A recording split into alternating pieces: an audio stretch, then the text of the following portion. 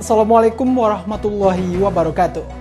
Apa kabar pemirsa TVMU dimanapun Anda berada? Kembali berjumpa dalam Berita TVMU edisi Kamis 31 Maret 2016. Bersama saya Isa Marsha yang akan menyampaikan sejumlah informasi cerdas dan mencerahkan di antaranya. Komisi 1 DPR RI mempertanyakan adanya pertemuan rahasia pemerintah Indonesia dan Israel. Pemerintah membuka peluang bagi investor asing mengelola pelabuhan. Serta informasi dari pimpinan daerah Muhammadiyah dan Aisyah Klaten membagikan sejumlah beasiswa. Baiklah pemirsa, marilah kita simak informasi selengkapnya dalam Berita TVMU.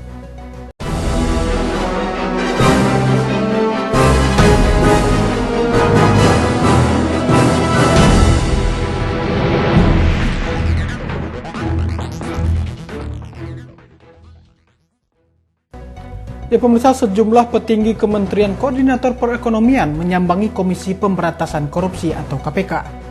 Kedua pihak membicarakan isu penting yang pernah dibahas dalam konferensi G20. Sejumlah petinggi dari Kementerian Koordinator Bidang Ekonomi menyambangi Komisi Pemberantasan Korupsi atau KPK. Mereka meminta lembaga anti rasuah ini berperan aktif dalam isu-isu anti korupsi yang dibahas dalam konferensi G20 terutama untuk kepentingan bangsa Indonesia. Rizal Afandi Lukman, Deputi Bidang Kerjasama Bidang Ekonomi Internasional Kementerian Koordinator Bidang Ekonomi menyatakan, para pemimpin G20 telah sepakat untuk tidak memberikan ruang bagi pelaku kejahatan termasuk koruptor. Selain itu, pelarangan pemberian visa kepada koruptor akan lebih baik. Pelarangan ini dilakukan demi pemberantasan korupsi, terutama untuk mencegah berpindahnya aset-aset dan pajak dari Indonesia ke negara lain. Poin daripada salah satu working group, yaitu anti corruption working group, dan di situ ada action plan yang telah disusun 2015-2016 dan persisnya apa yang dilaksanakan saya kira nanti bisa tanya ke teman-teman KPK. Menyambut seruan ini, Direktur PJK AKI Bidang Penindakan di KPK, Dedi A. Hakim, akan bekerja sama dalam penindakan pemberantasan korupsi di tingkat internasional. Yang kami bahas hari ini adalah terkait dengan kerjasama multilateral. Kemudian keikutsertaan KPK di dalam forum-forum internasional seperti G20 dan APEC.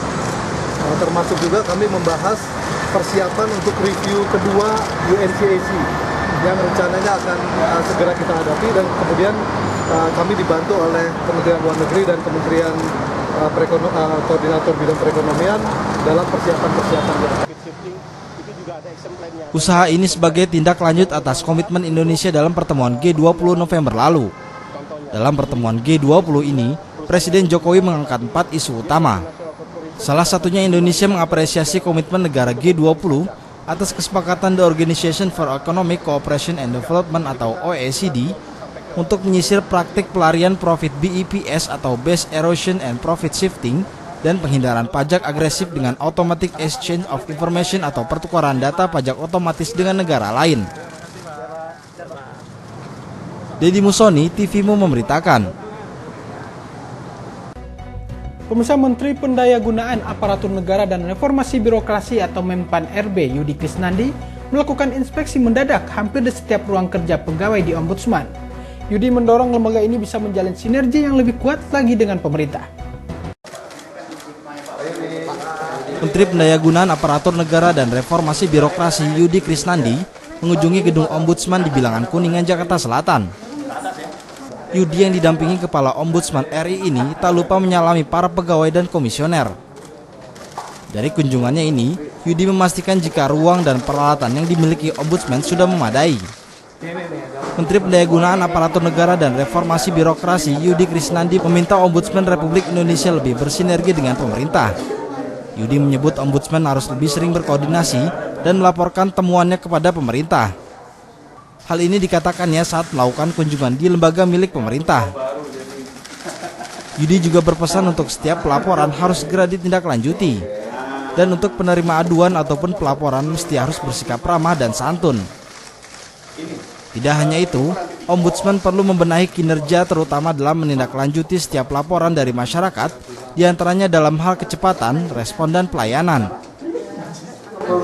dan lebih memantapkan kerjasama dengan Ombudsman RI guna memastikan bahwa instansi-instansi pemerintah ini mampu memberikan kepuasan yang maksimal kepada masyarakat luas.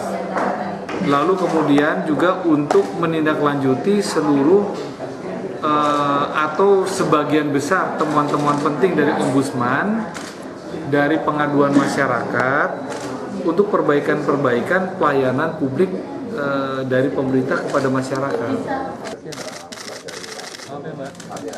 Ombudsman RI merupakan instansi yang bertugas dalam merekomendasikan sanksi atas segala dugaan maladministrasi dalam penyelenggaraan pelayanan publik. Oleh karenanya, kata Yudi, Ombudsman perlu kekuatan atas setiap rekomendasinya. Deddy Musoni, TVMU memberitakan. Tersangka korupsi dana hibah pembelian saham perdana Bank Jatim 2012 Lanyala Mataliti telah melarikan diri ke luar negeri. Keterlambatan turunnya surat pencekalan dari Kejaksaan Agung menjadi salah satu alasannya. Ketua Umum Kamar Dagang dan Industri Jawa Timur sekaligus tersangka korupsi dana hibah pembelian saham perdana Bank Jatim Lanyala Mataliti telah melarikan diri ke luar negeri. Lanyala pergi pada tanggal 17 Maret 2016 menggunakan pesawat Garuda Indonesia GA818 yang terbang ke Malaysia. Sementara Kejaksaan Agung baru mengeluarkan surat permohonan pencekalan sehari setelah Lanyala sudah pergi ke luar negeri, yaitu pada tanggal 18 Maret 2016. Menurut Undang-Undang Nomor 6 Tahun 2011 Pasal 91 tentang Keimigrasian, Kejaksaan Agung merupakan salah satu lembaga yang bisa mengeluarkan surat pencegahan seseorang untuk keluar negeri. Surat pencekalan untuk Lanyala sendiri berlaku mulai tanggal 18 Maret 2016 sampai 6 bulan ke depan. Pihak imigrasi mengaku sudah mengetahui lokasi Lanyala, namun penindakan menunggu dari pihak penyidik. Berdasarkan yang kami terima dari teman-teman ini, malah sebelum tanggal 18 mereka yang pesan sudah pergi ke luar negeri. Kami terbuka untuk melakukan koordinasi. Apabila ada dibutuhkan dari pihak penyidik, kami juga tidak menutup, kami juga prepare, kami juga sudah berinisiatif secara intern kami untuk mencari tahu keberadaan beliau, keberadaan Sultan di mana. Dalam kasus ini, Lanyala Mataliti juga seorang ketua Persatuan Sepak Bola seluruh Indonesia. Lanyala ditetapkan sebagai tersangka pada tanggal 16 Maret 2016. Lanyala menjadi tersangka korupsi dana hibah pembelian saham perdana pada Bank Jatim tahun 2012. Kejaksaan menduga Lanyala menggunakan dana hibah Kadin Jatim sebesar 5,3 miliar untuk pembelian saham perdana Bank Jatim. Dari pembelian ini, Lanyala diduga mendapatkan keuntungan sebesar 1,1 miliar rupiah. Deddy Musoni, TVMU memberitakan. Kasus suap Kementerian Pekerjaan Umum dan Perumahan Rakyat menyeret 3 nama lainnya. Komisi Pemberantasan Korupsi memastikan Musa Zainuddin, Andi Taufantiro, dan Amran Mustari berpotensi menjadi tersangka. Menurut Wakil Ketua KPK Laude Muhammad Syarif, 2 nama baru yang disebut-sebut terseret dalam kasus suap APBN 2016 Kemenpu PR merupakan anggota Komisi 5 DPR. Ketiganya masing-masing Musa Zainuddin dari fraksi PKB dan Andi Taufantiro dari fraksi PAN. Sedang Amran Mustari merupakan Kepala Balai Pelaksanaan Jalan Nasional 9 yang meliputi Maluku dan Maluku Utara. Laude Muhammad Syarif menjelaskan ketiga nama baru yang terseret merupakan hasil pengembangan penyidikan atas tersangka Direktur Utama PT Windu Tunggal Utama Abdul Khair, anggota Komisi 5 DPR dari fraksi PDIP yang kini dipecat Damayanti Wisnu Putranti, serta beberapa tersangka lain. Ketiga tersangka baru ini diduga ikut menikmati dana suap dari Khair. Tapi, lanjut pria kelahiran Sulawesi Tenggara ini, KPK masih terus melakukan penyidikan secara mendalam pada ketiga nama yang disebut-sebut. KPK tidak mau zolim, sebab bisa jadi belum tentu semua yang sudah dan akan diperiksa di KPK memenuhi unsur-unsur tindak pidana korupsi. Syarif menuturkan, terkait perkembangan kasus ini memang 5 pimpinan sudah mendapat laporan dari tim penyidik dan diberikan arahan oleh Deputi Penindakan dan Direktur Penyidikan soal perkembangan kasus dan siapa saja pihak-pihak yang layak dimintai pertanggungjawaban secara hukum. Syarif memastikan KPK tidak akan bergantung pada bantahan para pihak yang diduga menerima suap. Penyelidik dan penyidik sangat tergantung pada saksi-saksi yang sudah didapatkan sekarang. Tim TVMU memberitakan. Pemirsa, Sekretariat Kabinet mencanangkan zona integritas untuk mencegah terjadinya praktik korupsi. Sekretaris Kabinet Pramono Anung mewajibkan seluruh jajarannya melaporkan harta kekayaan penyelenggara negara ke Komisi Pemberantasan Korupsi. Sekretaris Kabinet Pramono Anung mencanangkan zona integritas agar semua pihak di dalam kalangannya bersedia melaporkan kekayaannya demi mencegah praktik-praktik korupsi. Menurut Anung, zona integritas itu penting. Namun Anung sadar semuanya kembali pada pribadi masing-masing. Integritas ini muncul ketika seseorang memiliki kesempatan untuk menjabat, namun dirinya memilih untuk tidak korupsi. Dalam pencanangan zona integritas di Sekretariat Kabinet ini, turut hadir Deputi Pencegahan KPK Pahala Nainggolan. Nainggolan memaparkan fakta sebanyak 56% di lingkungan Sekretariat Negara belum melaporkan LHKPN kepada KPK. Nainggolan juga menjamin akan membantu mempercepat prosesnya bagi mereka yang akan melaporkan harta kekayaannya sebagai penyelenggara negara. Menanggapi pernyataan itu, Pramono Anung langsung merespon dengan mewajibkan jajarannya untuk segera melaporkan hartanya kepada KPK. Pramono pun memberikan sanksi berupa tidak akan memberikan tunjangan kerja bagi pegawai yang tidak mau melaporkan harta kekayaannya. Noviani Nuraini, Tim TVMU memberitakan. Kementerian Luar Negeri perlu memberikan penjelasan terkait kabar adanya pertemuan pejabat Israel dan Indonesia. Komisi 1 DPR RI berencana memanggil Menteri Luar Negeri Retno Marsudi untuk menjelaskan pertemuan antara kedua negara tersebut. Penolakan Israel terhadap kunjungan Menteri Luar Negeri Indonesia Retno Marsudi saat akan meresmikan kantor perwakilan Indonesia di Ramallah beberapa waktu lalu berbuntut panjang. Israel mengklaim Indonesia telah melanggar kesepakatan yang telah disetujui bersama dalam sebuah pertemuan rahasia. Terkait adanya pertemuan rahasia itulah, Komisi 1 DPR RI berencana akan memanggil Menteri Luar Negeri Indonesia Retno Marsudi. Pemanggilan ini akan dilaksanakan usai legislator menyelesaikan masa resesnya. Hal ini diutarakan anggota Komisi 1 DPR RI Saifullah Tamliha. Saifullah mengatakan, Komisi 1 akan memanggil Kementerian Luar Negeri untuk mengklarifikasi dalam konteks apa pertemuan rahasia pejabat Israel dan Indonesia ini dilakukan. Kalaupun telah ada perjanjian antara Indonesia dan Israel, Komisi 1 secara tegas menolak perjanjian ini karena hanya untuk membuka hubungan diplomatik antara Indonesia dan Israel. Saya yakin nanti setelah masa reses ini apa yang dinyatakan oleh Menteri Luar Negeri itu mesti dikonfirmasi lebih lanjut di dalam rapat kerja dengan Menteri Luar Negeri. Komisi 1 nantinya akan mempertanyakan kepada Menteri Luar Negeri dalam konteks apa pertemuan antara pejabat Indonesia dengan pejabat Israel. Dan kalau sepanjang itu untuk kepentingan Palestina itu tidak problem, tapi untuk kepentingan misalnya upaya untuk membuka diplomasi antara Indonesia dengan Israel secara bilateral antara kedua negara, hubungan diplomatik yang saya maksud, maka saya dan kawan-kawan tentu akan menolak. Saifullah menambahkan, penolakan ini dilakukan untuk menjaga Indonesia agar tidak menjalin hubungan diplomatik dengan Israel yang bermaksud memanfaatkannya. Yuyun Pratiwi, Yunus Priyonggo memberitakan dari Jakarta. Para pengusaha yang tergabung dalam INSA mengeluhkan pemeriksaan barang di Pelabuhan Tanjung Priok. Atas apa yang menjadi alasannya? Untuk itu simak informasi selengkapnya setelah jeda berikut ini.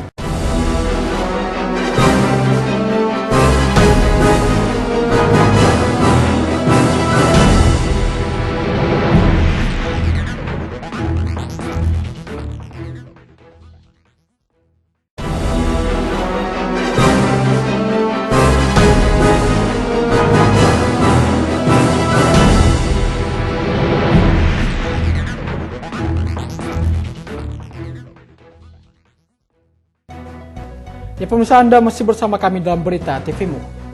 Pemirsa, persoalan terkait kenaikan iuran jaminan kesehatan nasional bagi peserta bukan penerima upah tengah berada di simpang jalan, di mana pemerintah di tengah raya masih maju mundur untuk menerapkan atau membatalkan kenaikan iuran BPJS tersebut.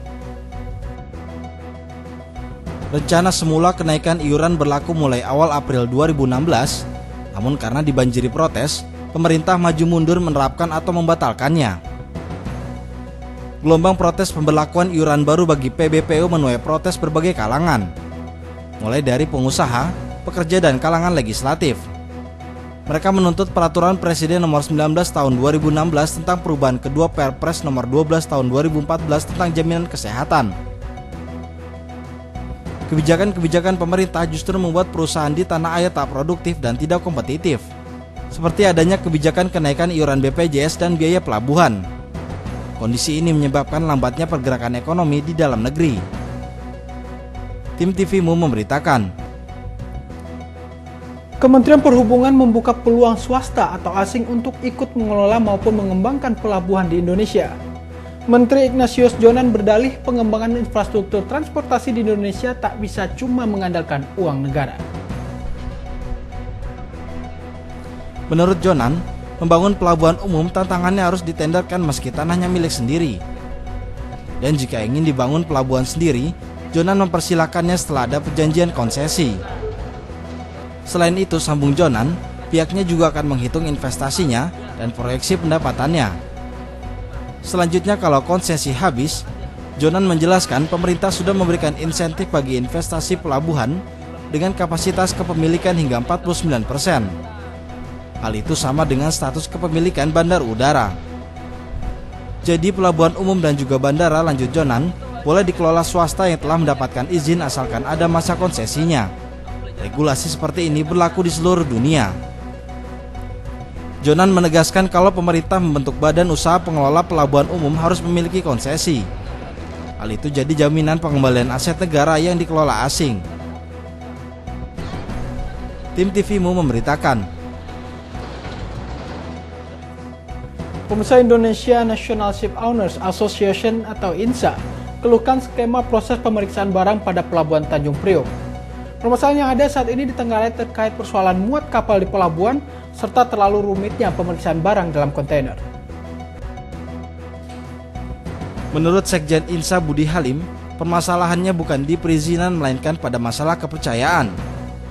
Bangsa Indonesia banyak tidak dipercaya oleh orang Indonesia sendiri, terutama terkait bea cukai. Pihaknya menilai seharusnya bea cukai cukup memeriksa secara acak barang-barang terdapat pada proses bongkar muat. Selama ini administrasi serta daftar barangnya dicantumkan dipastikan sama selama ini. Para pemilik kapal yang kebagian menanggung akibat keterlambatan ini, menurut Budi setiap harinya denda yang dikenakan per harinya mampu mencapai ribuan dolar. Tim TVMU memberitakan, Pemirsa, pimpinan daerah Muhammadiyah dan Aisyah Klaten menggelar sejumlah kegiatan dalam rangka musyawarah daerah. Simak informasi selengkapnya setelah jeda berikut ini.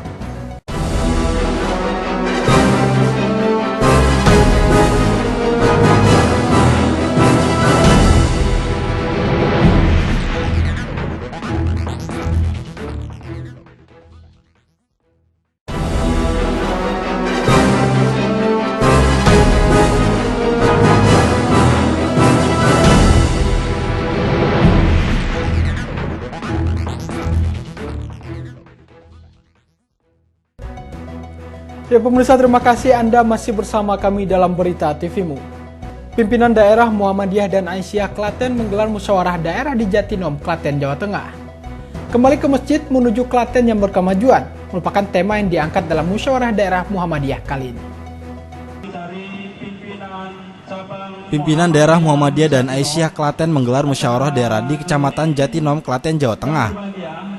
Tema yang diangkat pada Musda Klaten ini adalah kembali ke masjid menuju Klaten berkemajuan. Dengan tema tersebut, diharapkan seluruh warga Muhammadiyah di Klaten mampu memakmurkan masjid. Musyawarah daerah merupakan rapat akbar yang melibatkan seluruh potensi ranting-ranting yang ada di kabupaten untuk bermusyawarah dan menentukan pimpinan daerah Muhammadiyah dan Aisyah yang baru. Adapun dalam Musda Klaten ini telah terpilih 33 calon pimpinan yang telah ditetapkan sebagai Rapimda yang kemudian akan menghasilkan 11 pimpinan yang akan memimpin PDM Klaten selama 5 tahun ke depan. Dalam rangka Musda itu nanti akan terpilih momen-momen yang sangat penting, antara lain program kerja dari Komisi A, B, C sampai Komisi D, kemudian nanti ada pemilihan akbar menentukan calon-calon pimpinan daerah yang akan datang.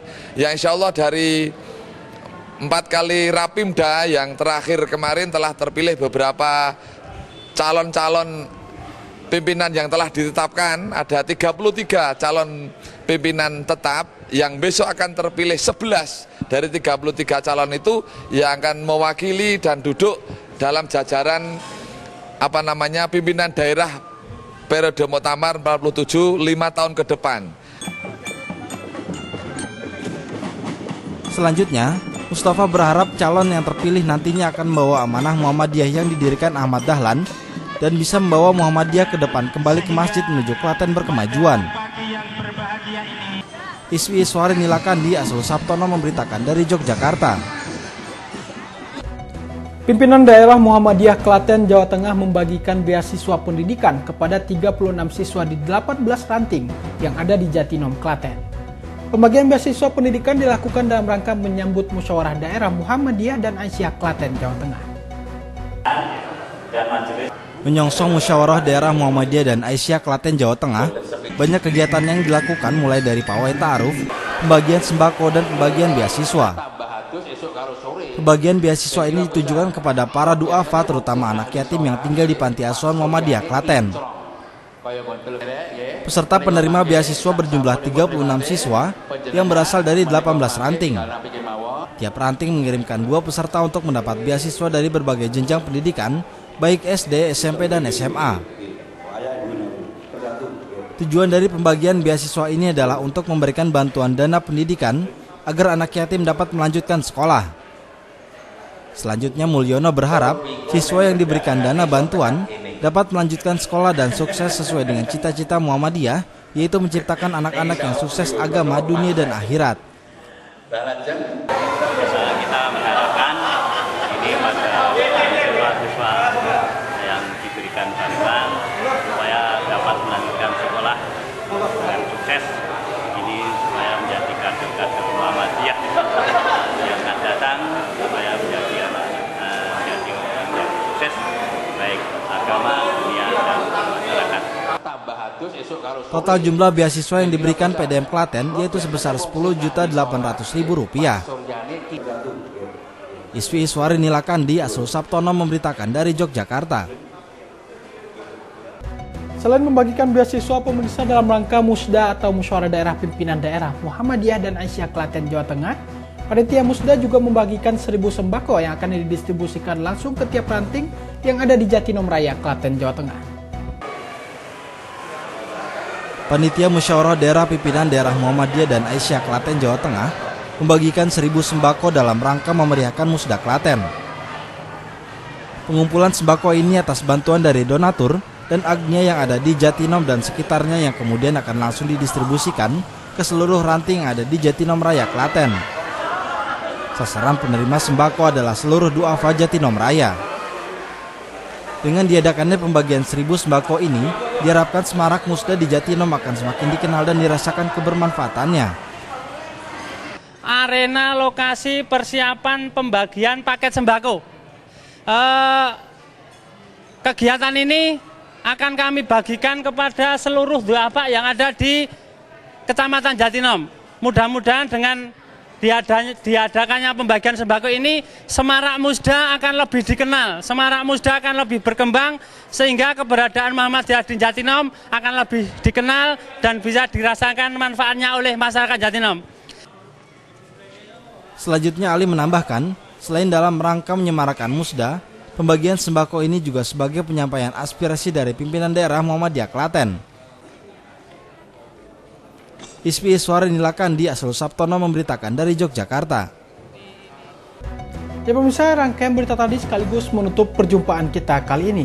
Tetap saksikan Berita TVmu. Bersama saya Samarsa dan kerabat kerja yang bertugas pamit undur diri dan terima kasih atas perhatian Anda. Salam pencerahan, nasrullah, fatum karib, wassalamualaikum warahmatullahi wabarakatuh.